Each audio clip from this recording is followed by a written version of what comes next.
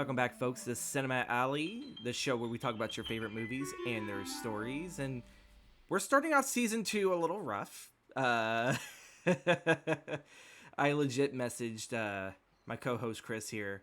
It's all like, hey, I just checked the schedule and I had like notes and everything all prepared for us to cover Nightmare Alley, which will be our March, right? February, March? Yeah, March. It'll be our March release, right?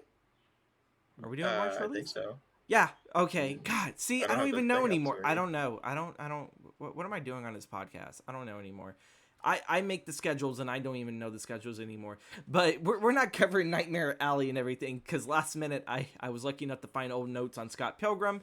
We are covering Scott Pilgrim versus the World. It makes sense. February, Valentine's Day. You know, we got to give ourselves a sappy rom com. You know. Love is in the air. Shh. For our audio listeners, that was the best like bug repellent sound I could I could do. But yeah, yeah, we're adding some drama and some comic book flair to your Valentine's Day romance for the year. Please don't do that, Chris. That's so creepy. I don't know anyone that's gonna find that romantic. Oh my god.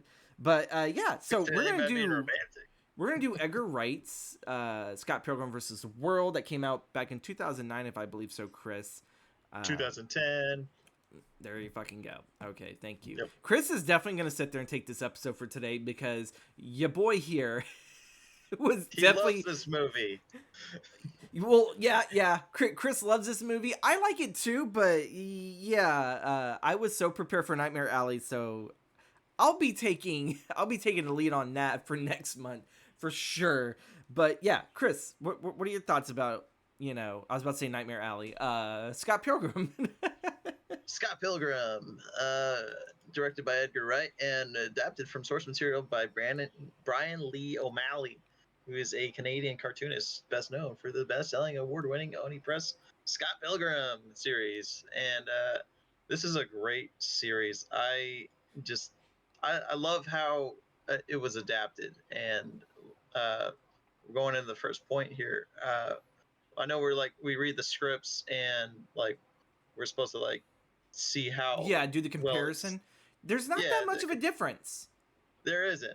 So I went back to the actual source material and read all 6 volumes, each of which had like 200 pages, and it was You awesome. actually have the volumes?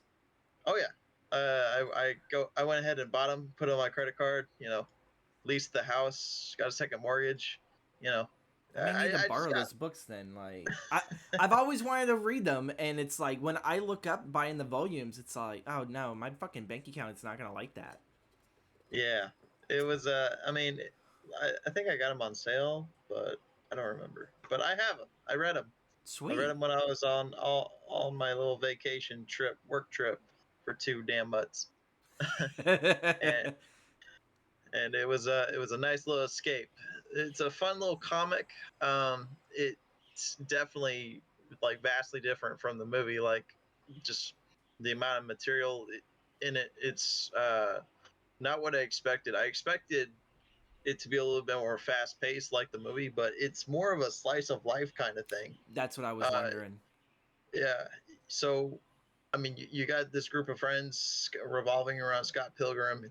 They're all living in Canada, or trying to start a band and start trying to like get their lives together. And yeah, so adapting the source material is just like a double edged sword. It's like when you're adapting something, like you have to decide what you want to keep and what is like relevant to the story, Yeah. but also you want to keep some stuff that like makes the story unique and different, which is what they did, I guess, like editing wise, because you had a lot of like just animated like movements in the film that come from the comic. Like the comics kind of got a video game vibe to it, Yeah. and like an arcade style vibe, and it's very fun just reading it. And this um is this is before even we got Ready Player One or Pixels or what's that Ryan Reynolds one? Is it Guy? Free Guy? I think free guy. Yeah. Yeah, free And I guy. mean, so like this kind of popularized that genre, though I think Ready Player One as a book was already out Yeah, before Ready this. Player One is more like a dystopian future kind of book. It's a lot more grim than the movie made it out to Yeah. be. But they share the common theme where like the way how I guess in the comic that it's very video game esque. It's for that video game probably subculture of fans that also like the slice of life animes. Am I hitting somewhere there? Is it I something mean, like that? Ready Player One definitely had more of a video game vibe Mm-hmm. that was like not, I guess, present more in the book. Like in the book, you still kind of like got to experience the Oasis. But we're getting off topic. We're Scott Pilgrim. It's more of a it's comic booky. Like you get stuff like when Ramona and Scott first meet, he said, "You were like skating through my dreams," and she's like, "Oh yeah, I use that highway because it's shorter, going back and forth." And like that's an actual thing in the comic Yeah. that like didn't actually see it like actually come into the movie, but like they use it in the comic all the time. Like you open a door and you like jump It's into this the like in space or something like that.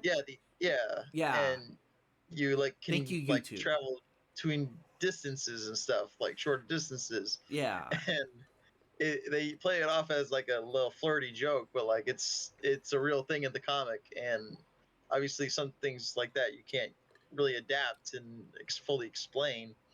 Maybe if So it was that's for a TV show, maybe. yeah, But yeah, like because like an the upcoming editing TV makes it show. seem like it's a dream.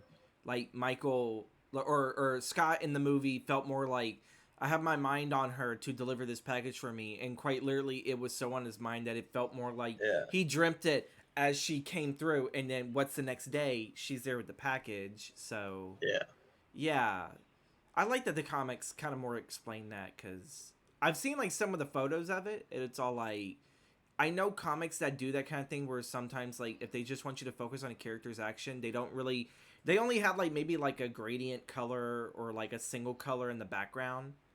I forgot yeah. what's that technically called in comic book terms and everything. Mm, But it's kind of nice that for the book, yeah, in spacing, the creator has like an actual like no, there's like a reason why there's like minimalist in the background.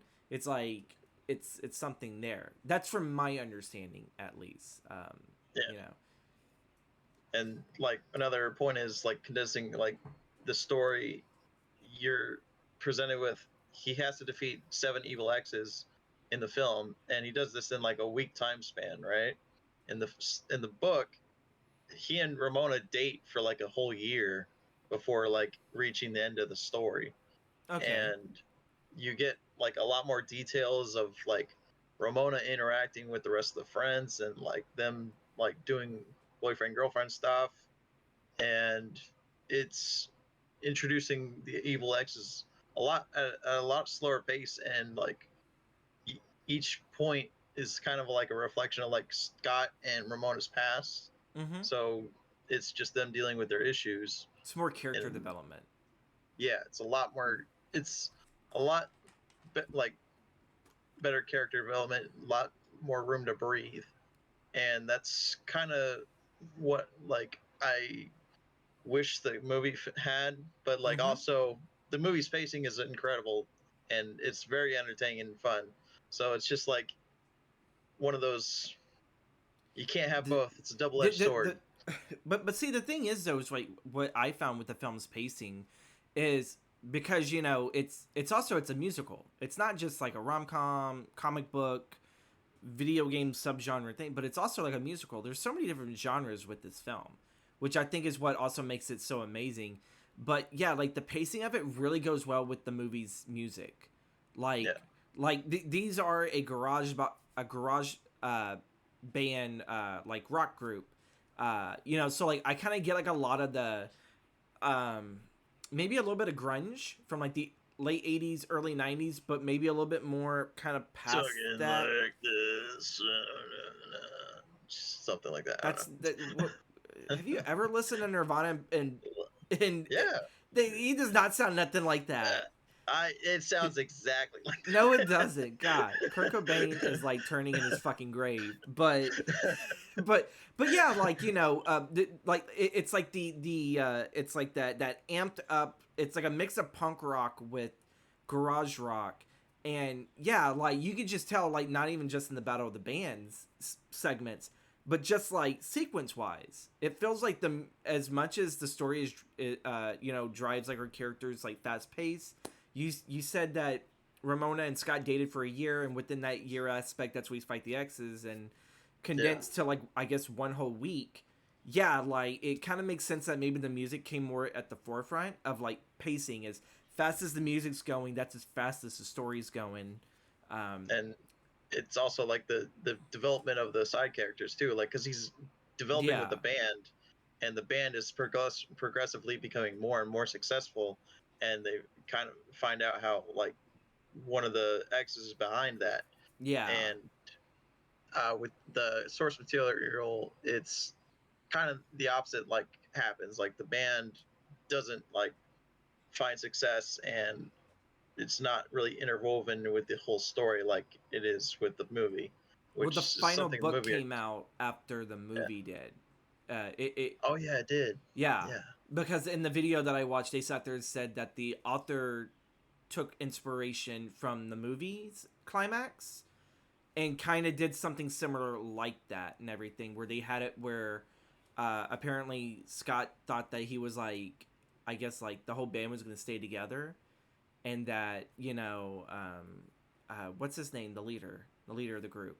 It's not Scott, but it's Uh, the actual like lead singer, the lead guitarist and lead singer. Yeah, because he's more like the leader of the band. Steven Stills. Yeah, he ends up pretty much kind of revealing that he's like starting another band without Scott, and uh, which I was all like, oh, that fucking sucks. But yeah, Yeah.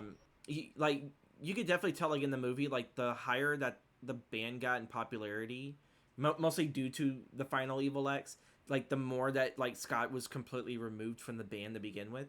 So like yeah, I guess you can kind of sit there and see like, oh, I kind of like how like the author, instead of just doing what Edgar Wright and him penned, that like he's like, oh, I can do that ending and make it better. Uh, Yeah. and Because there are from what definitely I've told, like it's better. there are aspects of it because like that he obviously borrows. Like you'll read it and you'll see a lot of like uh what is it, familiar imagery. Mm-hmm.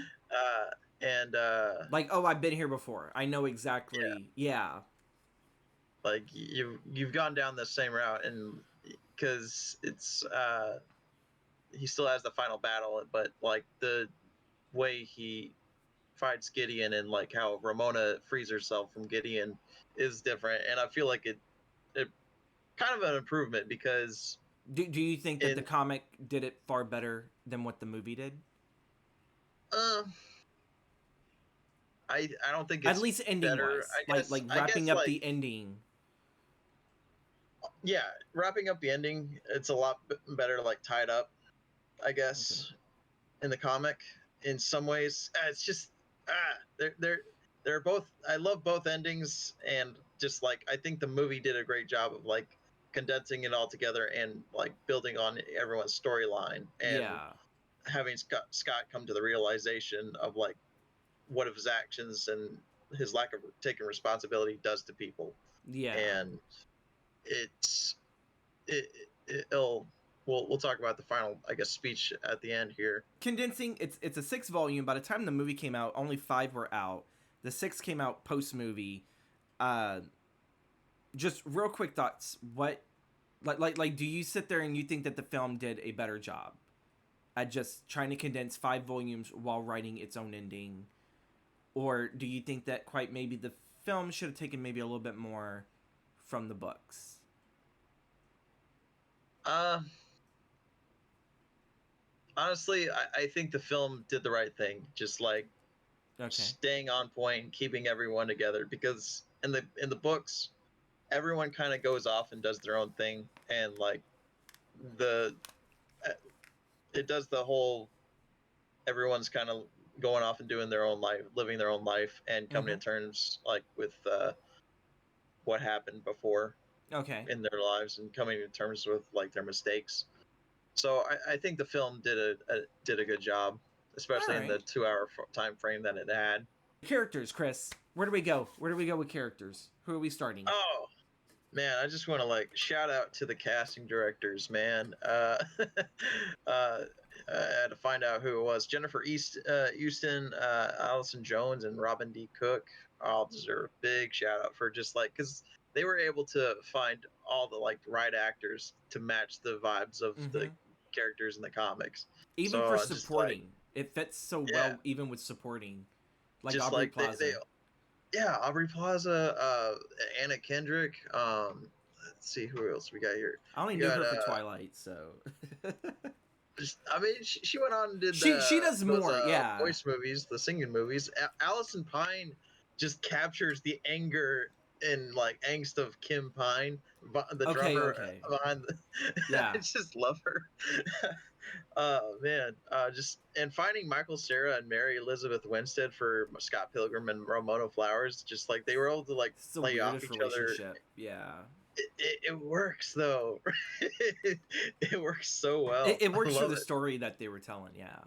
Yeah, I think it's just anywhere else it would not have worked because they did the same thing with Michael Cera and Kirsten Stewart and ooh, it Kirsten Stewart Kirsten Stewart. or is it? Did I fuck up the name? The Twilight I, chick, the oh, one who Kristen played Stewart. Yeah, Kristen. Kristen Stewart. Okay, so like yeah, like it was that weird relationship, and I think it was Tomorrowland or something like that, something land. Uh, I've heard of the movie George Clooney. no, okay, no, not that. Okay, I'm thinking of a different one. It's something land, but it was like an amusement park, and Michael Cera starts working there for the summer, and he falls in love with Kirsten Stewart or Kristen Stewart. Oh, with Ryan Reynolds. Is he in that one? I think so. I I think know you're I thinking know a about. lot of the cast that you see in this movie. They're I think in you're that talking about movie. Adventureland. Adventureland. There we go. Yeah. Yeah. Is it Michael Cera that's in there, or is that No, no? Am I fucking that one up? you're thinking of Jesse Eisenberg. They're both awkward motherfuckers. My bad. I'm They pretty look. sure the listeners are like, what? I, I remember Michael I Cera like banging Kirsten Stewart like in in Adventureland. I think the funny thing is like they get mixed up all the time because they just look so much alike. They played the awkward love interest in a lead Yeah. rom com. So, we. I'm shutting up now and Just, everything. I've got us so off topic. Chris, go on, man. You're carrying for us. all right. Yeah, so it's just adapting the characters. I love how they were able to keep like the core of the characters just on point for each of the like the villain, the Exes. For one, what's her name? The girl who plays Marvel, Miss Marvel or Captain Marvel. Uh, Oh, that was Todd's girlfriend and Scott's ex. yeah, I forgot what her damn name was. She's hot. Brie Larson. Yeah, Brie Larson. Yeah, She's so hot. she's hot. Like, I mean, Yeah. like, not many people can pull off wearing what she wore in white. Like, and she just had that like that like I'm the head bitch in charge around here kind of vibe. Yeah. You know. I love that character. Again, She's yeah, casting director, like everyone that was supporting, from main Yeah. to supporting, they all played it so well. They played it like everyone very much mattered. And I know Yeah. that there are some films, even in comic films, where if it's supporting, it's like the actor is like, I don't really have to put in like my 100%. No, all these actors did, and they all shine. Like there's They did everything. They were each so super memorable and just like Even I love Kieran how like Culkin's they all played it. boyfriends. Oh yeah, Yeah, other Scott. other Scott. It's just it's so fun because they're all so memorable and they all like have their place in Scott's life and Yeah. just they were able to work in the background for each of the characters, like the backstory with Aubrey Ramona talking about like how one ex like punched a hole in the moon for her, and the other like fought off a bunch of jocks in high school, and just Yeah. it was like really really well done, just really Yeah. well done. Yeah. Um, let's see here. Do we want to focus on evil X's or Yeah, I mean we can. what? Let's see. What are your thoughts? Like, I guess, like, you know, I guess we can. I guess we can just go in order when the X's fall in, and then like, yeah. Yeah. Because I was gonna give you a ratings, and it's like, oh, we'll be here fucking forever. Like rating, like which is the best evil X. Yeah. We can at least sit there and say number one is like at the bottom totem pole, like, you know. Yeah, he was just there to like, you know, this is the story. This is what you can expect when it comes to battling each of the evil X's. You know. And he was at least nice enough to send an email and everything. And it was all like, "Did you not read the email? The League of the Super Evil X's?" And it's all I kind like, of skimmed it. yeah. It's all like, "You will pay for your, I guess, skimming this." Or Michael Cera's delivery just it nails it from the comics too. Just like, oh, this is so boring. Again, he's a dick. Like, we're not supposed to really like this character, but Michael Cera is, yeah, like what you said. It's he's a lovable goof. Like he's a kind of a lovable man child. dick. He's like, Yeah, he's an asshole. He doesn't like taking responsibility or just for his actions and like what he does, and like that's Yeah. what he learns to do at the end of the story, and just like uh, able to like to establish those arcs early on in the script just really impressed me. Like because um, you're gonna have a problem with like doing that with juggling so many characters when writing your own stories. You know. Yeah. Uh, Pretty much what Edgar Wright does is, again, going back to King. King does so well juggling multiple characters, especially if it's a small town scenario. That man can fucking do it like no tomorrow. And I've noticed that a lot in Edgar Wright's film, especially is it the Cornetto trilogy?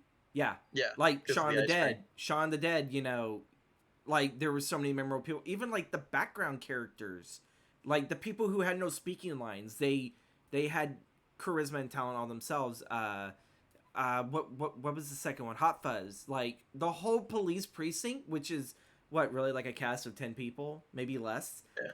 Well. that and then the secret cult, the people that in the town, you remember the whole them. Town. And then even, it's not my favorite, but I've always been told to go back to see The World's End and everything, to give it like another try. But even then, I at least sit there and remember who's who, you know, in the Friends group and whatnot. That one was a little bit more shorter because, like, I don't really think you remember much of anyone in the bar, but you remember the Friends group, Yeah, and everything. Yeah, you remember the kids that were like giving the trouble and like doing the whole fight, and then you remember the professor that kind of like I think the main character hated. I don't really vaguely.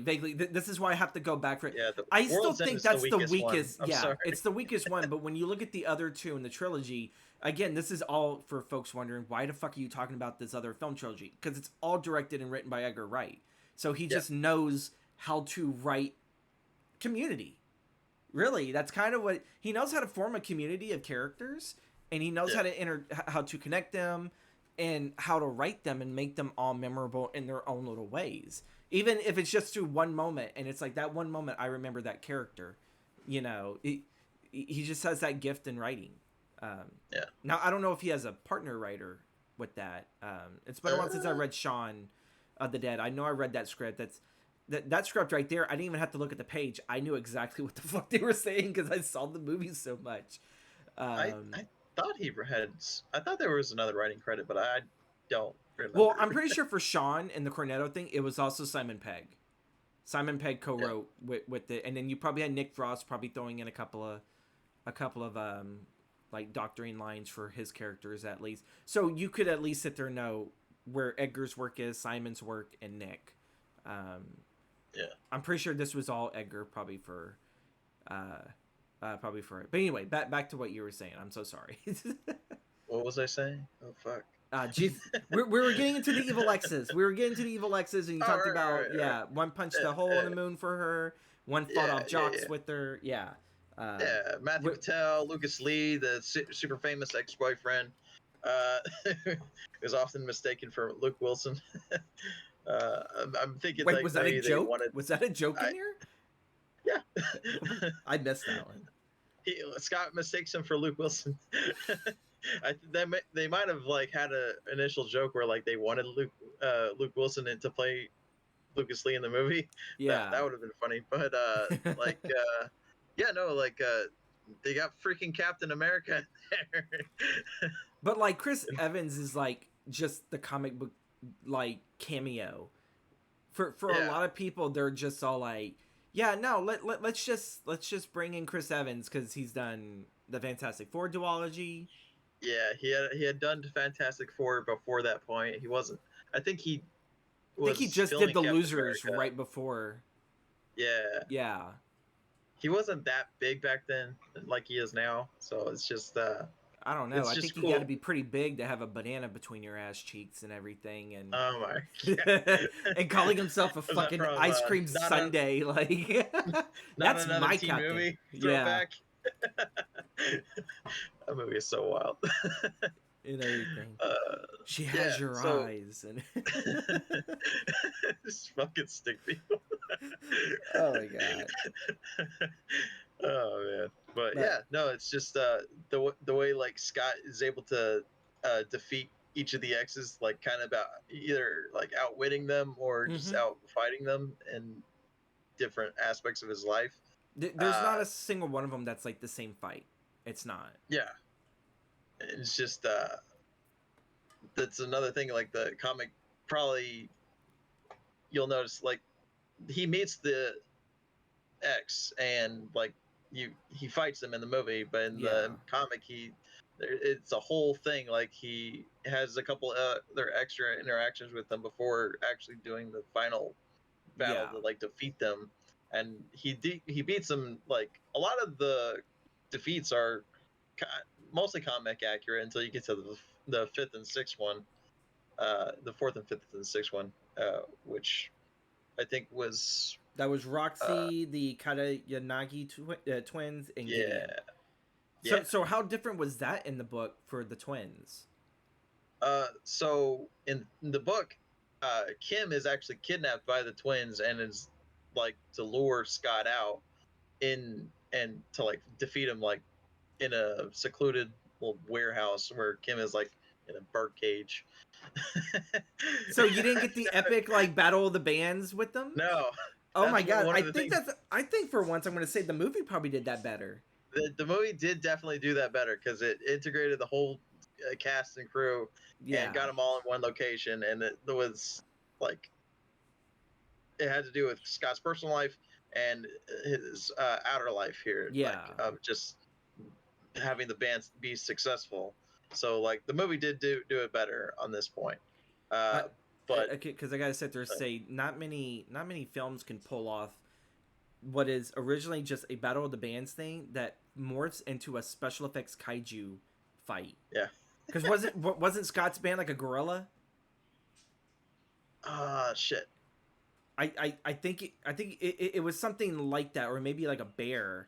It was a very brute force animal because the twins they had the two dragons and everything. It was the yeah, Chinese dragons and everything, and yeah, it was like I don't know why, but in my brain I got King Kong fighting two heads of Ghidorah. So like, but like the Ghidorahs from the really bad Netflix Godzilla thing. So oh yeah, at yeah, least the dragons in this freaking one looked hated really that, cool. The dragons in this yeah, one looked really cool, but I thought that was a creative thing. And it's like the moment you kind of feel like, what's another way you can do like a quote unquote boss battle with another X? Because yeah, like the first one, Patel was just like your normal fight scene with some yeah, supernatural stuff.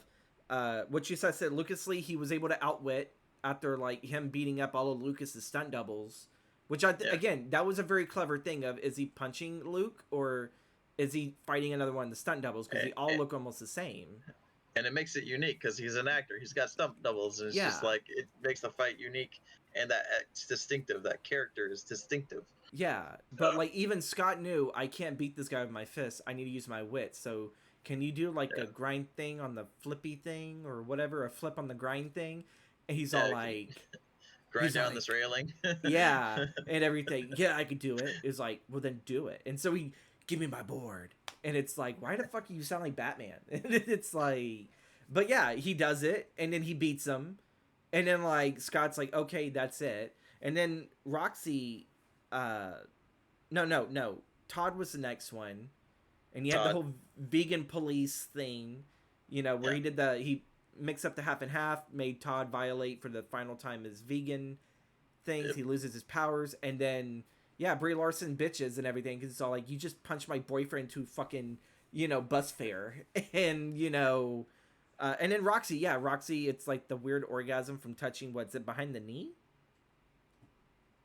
Yeah. That Yeah, was that was different in the comics. That final yeah, fight is different in the comic too, because he gets the sort of love in that fight instead of like in the final fight with Gideon in the yeah, film. And also, Knives Chow is a lot more like uh, present in the story. Like her family is a lot more present, and her father is a sword wielding, I guess, samurai, yeah. and who he hunts Scott down, and he's like kind of trying to kill him, I guess.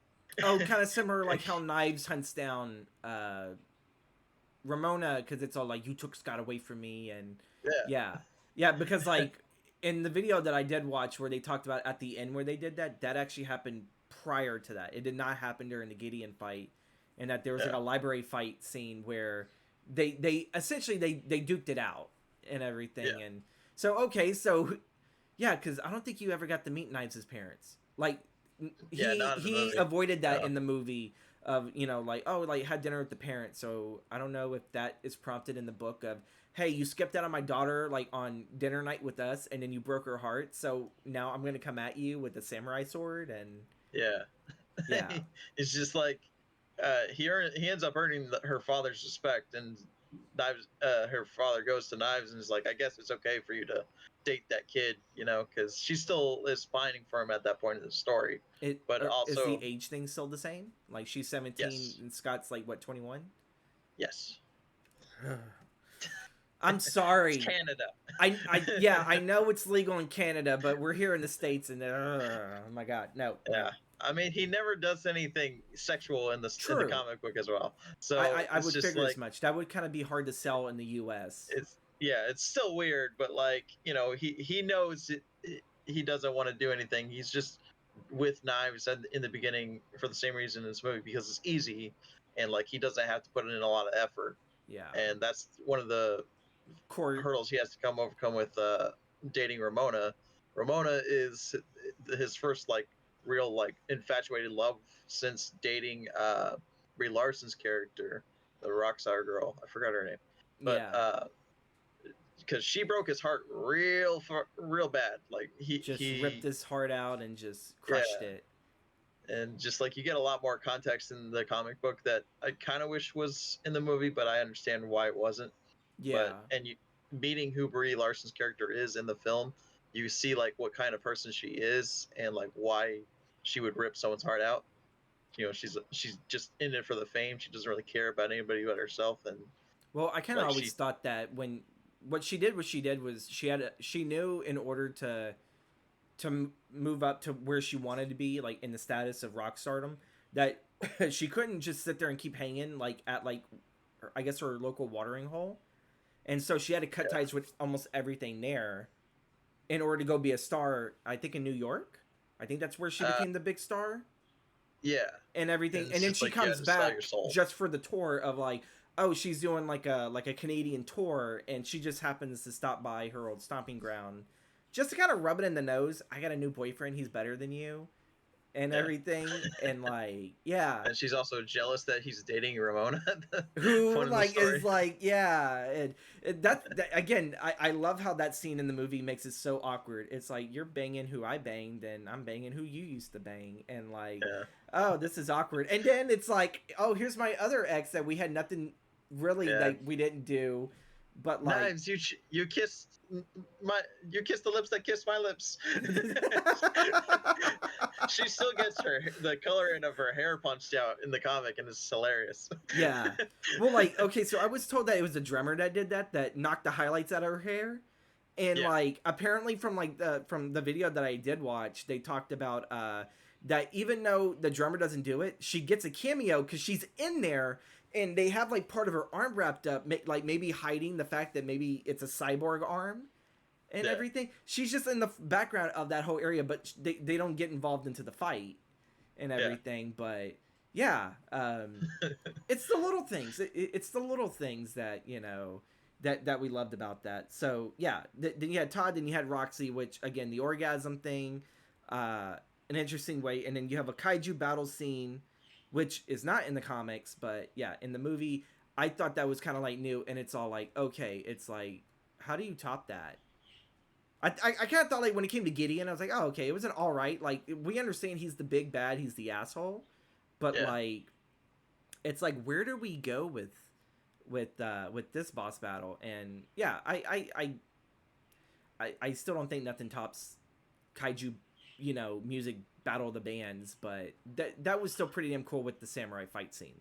I guess that Yeah, was their way of kind of implementing Knives' dad kind of in it yeah. without making that. But yeah, I have an issue with the ending, and it all comes with Gideon. Uh, Hold on, one yeah, sec. Another aspect of Roxy's fight is it does adapt another aspect in the comic that is kind of a short story in the comic where okay, Scott doesn't want to hit a girl, uh, and in the film he doesn't want to hit Roxy because he doesn't want to hit a girl, right? mm-hmm. And so Ramona steps in and like kind of takes his arms and like fights the fight for him, and they kind of work together, kind of in the first for the first point time, like in the story of the movie, Yeah, where like they're working in sync together. And I thought that was a really great moment because you see it in at the end of chap in the volume 3, and uh, yeah, you just it's a great moment that's been it, adapted that wasn't in the original story. oh okay, so then how did he I guess we're getting in spoilers, so I guess I'll fucking figure this out. Either Chris Yeah, tells me or I read it in the book. So then how yeah. does he beat Roxy in the book? Does he Well, just in the book, he does a sword fight with her with the sword of love and manages to defeat her that way. so he had no But problems stabbing her, but he had a problem yeah, hitting. yeah, it Hmm. doesn't exactly I know make sense. when you I kind think of in the start thinking about it, it's like this isn't any better. I'm not gonna yeah, punch a girl, but give me that but sword and but like I loved how that aspect was adapted from the comic into the film. Like just yeah. that it was it's an unrelated side story from the Able Exes, but like they used that part and were able to make a stronger little battle in the film for both of the characters because they're both Yeah. kind of working through and becoming a better and couple and it's in the probably really film. the only time that they are actually working together for a common goal, because when you really look at most of the film, the only time that Scott and Ramona really kind of like have anything in common is when they're sleeping together.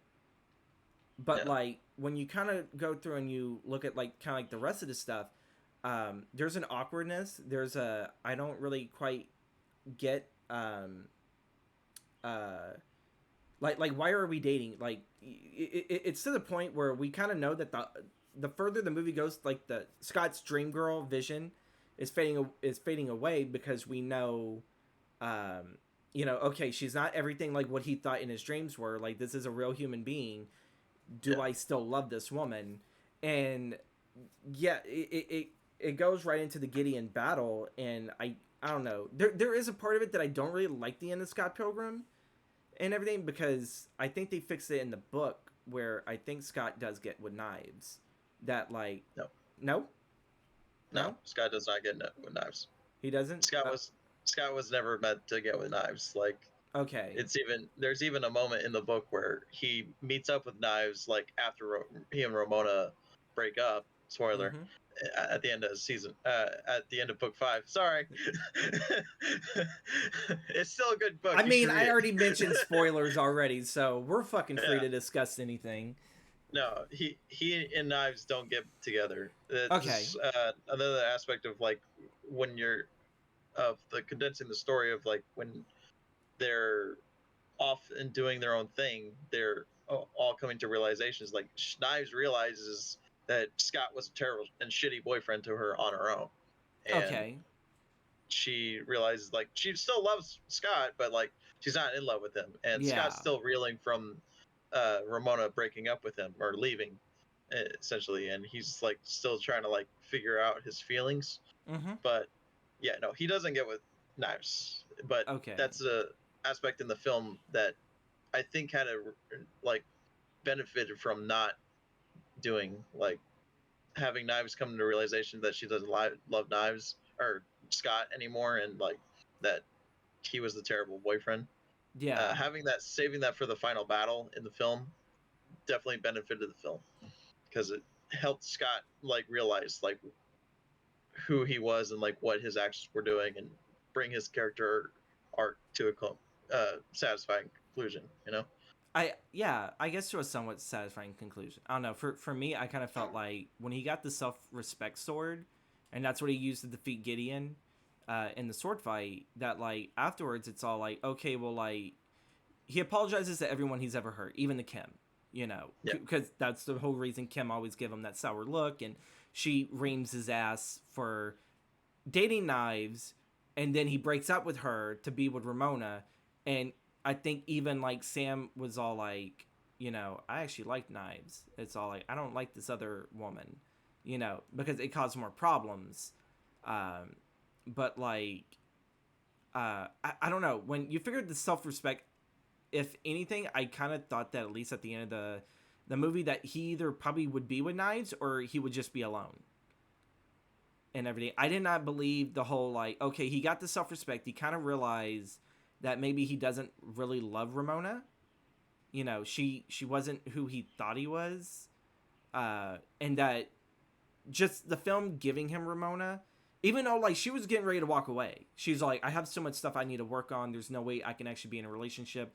And then Scott's like, oh, we'll do this journey together, and Yeah. you know that so like I guess maybe you could still leave it open that maybe they aren't together, but the fact that you know he's gonna be there to support her as she is trying to discover who she is, you Yeah. know, like I guess you could take it in that way, but I think a lot of people just take it that oh they're together and everything, and when you look at Knives has sacrificed far more than what Ramona ever did.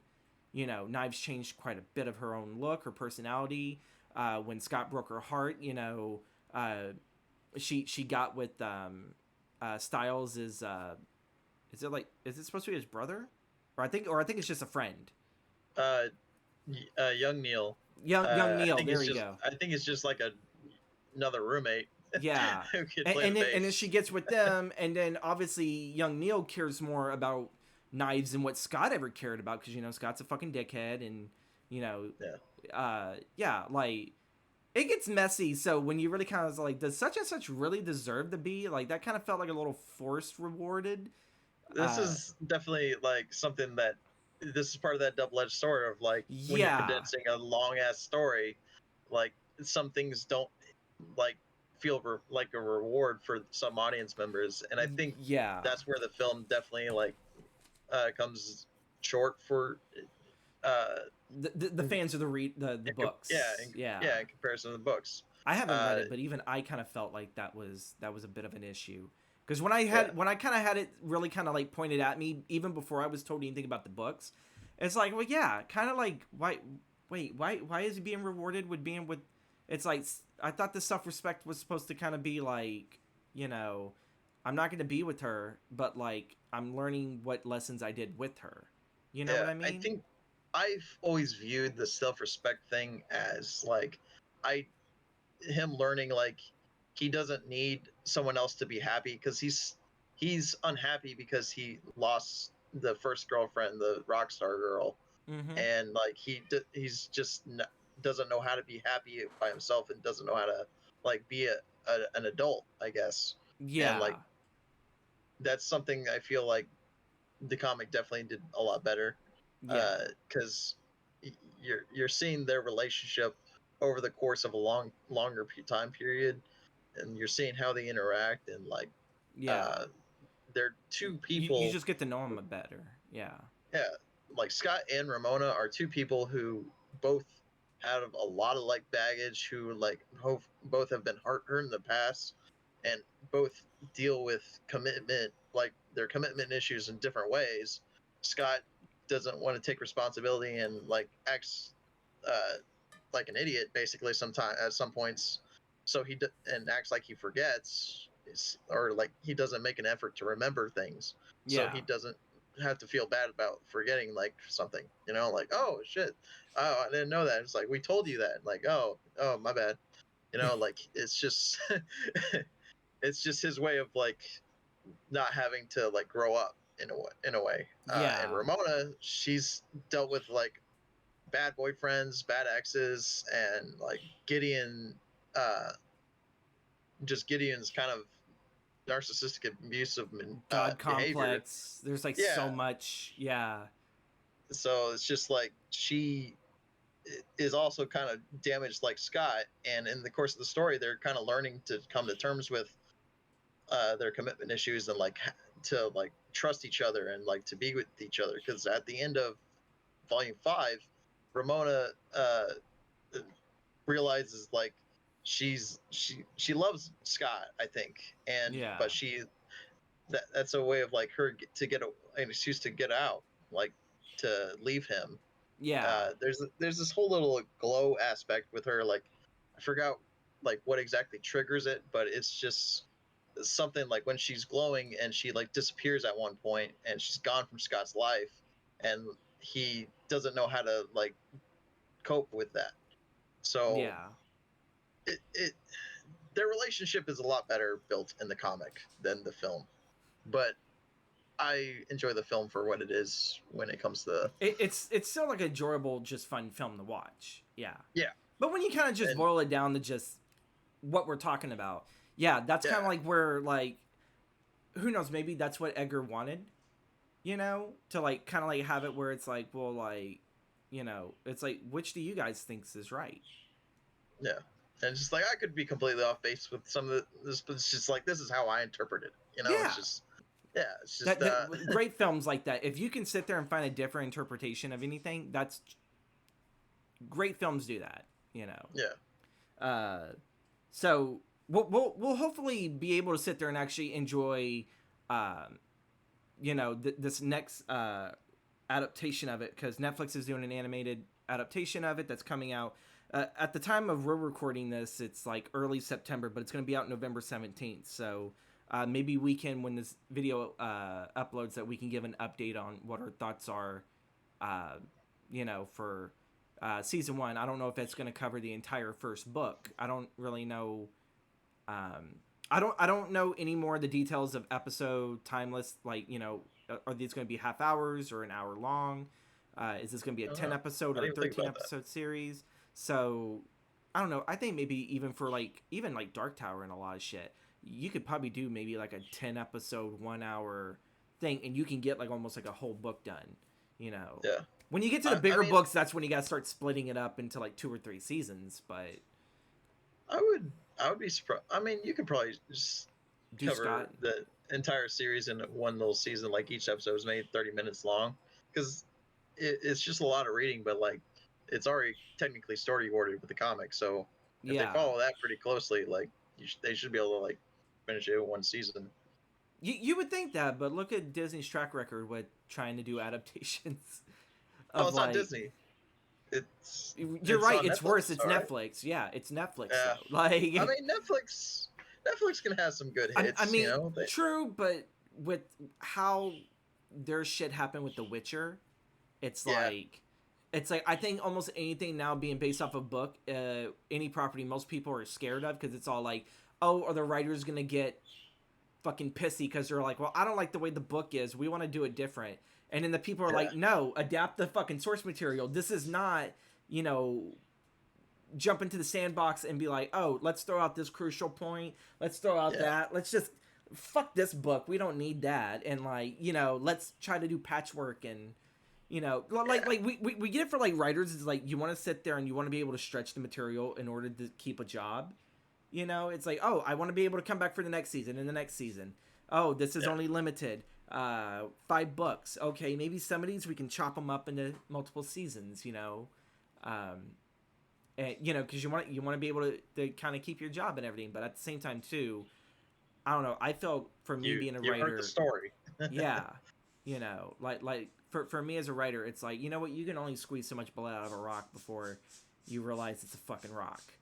Yeah. It's like I would do quality over quantity anytime, even if it's like, oh hey, you got a bill to pay. I was like, okay, go write another movie then, or go write a book.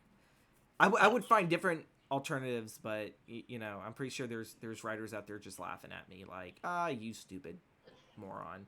Bro, I um mean, hey, we're working on our own stuff, so it's just pretty much, and yeah. everything. I guess to kind of wrap up our point, there is something. So we talked about story, we talked about the adaptation, from comic book to screen. Obviously the script did not change much of anything that you sat there and you saw on screen. Yeah, no. So there was something I pointed out here, and I was trying to find time right before we started recording. I had to kind of figure out where I wanted to put this because I thought it was interesting. But there is this monologue that's on page 159 in the PDF file that I read. I forgot exactly what page it is in the script because I think it's an added excerpt.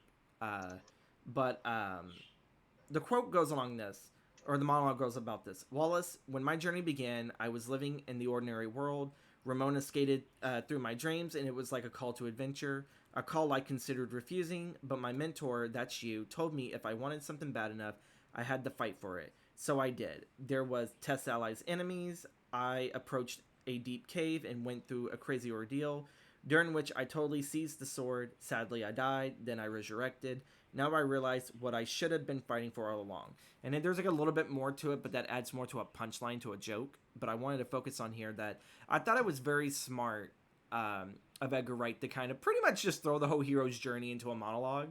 And I wanted Yeah. to know, Chris, do you think this is too on the nose? Do you think this is smart writing? Like, what do you actually think about this monologue that Scott gives right before he goes after Gideon for the second time?